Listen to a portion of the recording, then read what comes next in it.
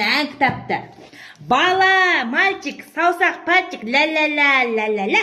Песня ән, мода сәт, ля-ля-ля-ля-ля-ля. Трапаляк, пір-пірлеле, ар жағын неге жалғамаған.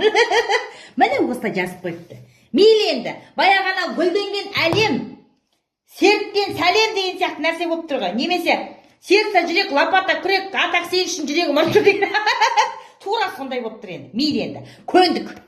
Кешке дейін тынған жоқпын, үйдің бәрін тазалап шықтым. Бір күн тазаламай, 2 күн тазаламасаң бар ғой, төңкеріліп осы ішіне адасып кете сақтайсың. Аллай, адасып кетем ба деп қорқам мен кейде бар ғой. Ауылға барып, баняға барып келдің бе? Болды, шашылдым дей бер. Тек жан-жағын таба алмай қаласың. Не болып, не қойған? Мыналардың киімін жазай.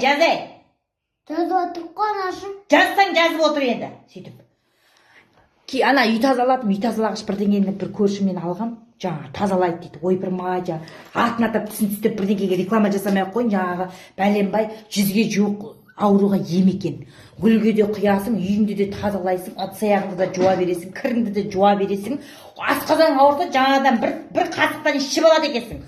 Гүліңесің кейін үйдің бәрін полын жуып шыққан жаман кір-кір суыңды гүлге құя саласың дейді.